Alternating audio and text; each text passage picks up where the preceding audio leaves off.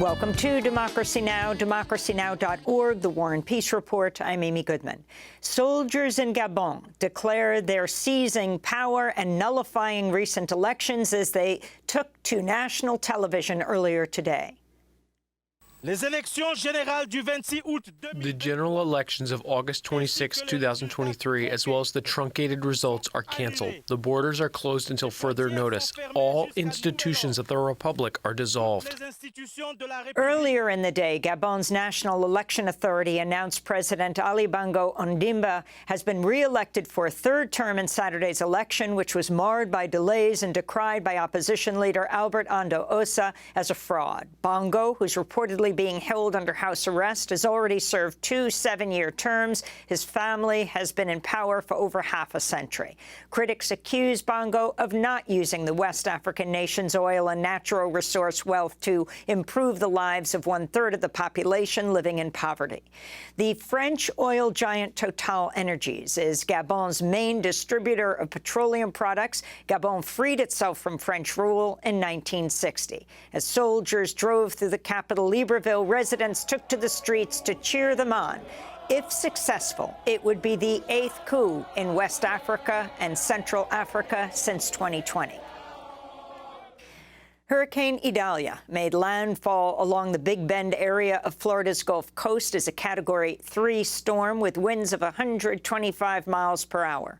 It's likely to be the most powerful hurricane to affect Florida's capital, Tallahassee, in decades. More than 100,000 customers have lost power when Idalia hit Florida's coast. 30 of the state's 67 counties were issued at least partial evacuation orders as of early this morning, as officials warned residents of catastrophic storm surges of up to 12 to 16 feet.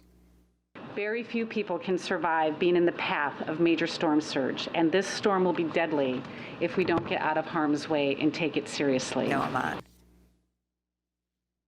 The Biden administration released a list of the first 10 prescription drugs Medicare will now be able to negotiate prices on, which could lead to a savings of some $100 billion over the next decade. The price negotiation was established as part of 2022's Inflation Reduction Act and is a massive blow for Big Pharma, which has been fighting the plan in courts in at least 8 lawsuits. The drugs are used to treat diabetes, cancer, and heart disease, among other conditions. The White House said senior citizens paid $3.4 billion in out-of-pocket costs for the 10 medications in the past year. This is President Biden. For years, Big Pharma blocked us. They kept prescription drug prices high to increase their profits, to extend patents on existing drugs to suppress fair competition instead of innovating, playing games with pricing so they could charge whatever they can. But this is finally, we had enough votes by a matter of 1 to beat Big Pharma. The negotiated prices will not take effect until 2026. Some drugs will remain exempted from further negotiations, including those which were approved by the FDA less than 9 years ago. In Uganda, 2 men are facing what are believed to be the first charges of aggravated homosexuality after a draconian new anti-LGBTQIA law was passed earlier this year, which also punishes consensual same-sex relations. The charges could lead to life in prison and even the death penalty. The law has been widely condemned by rights groups, the UN, and other countries. Earlier this month, the World Bank said it's suspending new loans to Uganda over the law. Meanwhile, in Nigeria, over 6 people were arrested at a gay wedding in the south of the country Monday. Same-sex marriage is illegal in Nigeria, punishable by up to 14 years behind bars. More than 30 African nations ban same-sex relationships. In the Democratic Republic of the Congo, Army officials are reporting at least 14 people are dead after militia fighters attacked a village in the northeastern part of the country. Military officials have blamed the Codeco militia for the attack. More than 120 armed groups have been in bloody conflict in the region, many over control of land and mines, while others are fighting to protect their communities. The Danish government's proposed a new bill that would ban the burning of the Quran under penalty of fines or up to 2 years in prison. This comes after recent public desecrations of the Quran by far-right protesters in Denmark and Sweden, setting off international condemnation and demonstrations across the Muslim world. This is Denmark's Justice Minister. When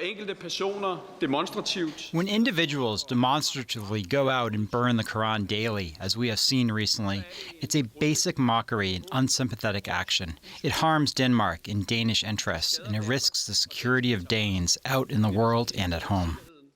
In Bahrain, at least 800 prisoners have been on hunger strike for over 3 weeks, protesting human rights violations and worsening conditions. Prisoners have denounced arbitrary solitary confinement, cell lockdowns of 23 hours a day, and no access to medical care and education. This is the biggest hunger strike led by political prisoners in the Gulf nation's history, with hundreds of others also taking to the streets in solidarity with the strikers at the Jau prison, the largest in Bahrain. Officials have reportedly agreed to increase the duration of visitations and said they're looking into raising the time prisoners are allowed outdoors. Many of them were arrested, tortured, and imprisoned following the 2011 massive uprisings during the Arab Spring. In Pakistan, an appeals court Tuesday suspended former Prime Minister Imran Khan's 3-year prison sentence and conviction on corruption charges. If the court decides to set aside his conviction, he'll be allowed to run for office in elections scheduled for November. But despite being granted bail, Khan will remain in detention, at least for now, over another criminal case involving the leak of classified information. Dozens of charges were brought against Khan since he was removed from office in a no-confidence vote in April last year. Khan has denounced the charges as politically motivated. Amidst mounting U.S.-China tensions, lawmakers in 33 states have introduced legislation this year to prohibit Chinese entities and even Chinese citizens from buying agricultural land or property near military bases. A dozen of those bills have passed into law, including Florida's controversial SB 264, which has been challenged by a group of Chinese citizens who cited violations of the Fair Housing Act. The Washington Post reports while most of the legislation making its way through state houses also names countries like Iran and North Korea, China is the clear target. Rights groups and some political leaders say such restrictions will further stoke anti-Asian sentiment. Quote, "There is ignorance out there that causes people to think that because you're Chinese, you're part of the Chinese government," said former Texas State Representative Martha Wong to the Washington Post. A new report finds air pollution reduces global life expectancy by 2.3 years, slightly more than being a smoker. The study by the Energy Policy Institute at University of Chicago concludes fine particulate air pollution from vehicles, industrial emissions, wildfires, and other sources are, quote, "the greatest external threat to public health," unquote. In South Asia, air pollution cuts life expectancy by an average of 5 years, with the air quality in New Delhi, India, leading to a loss of life of more than 10 years on average. In Greece, firefighters are battling a massive wildfire in the northeast Evros region for the 12th straight day. The blazes destroyed an area greater than New York City and what has become the largest ever recorded wildfire in the European Union. Greek officials said the fire was still out of control around the Dacia National Park. This is the head of conservation at WWF Greece.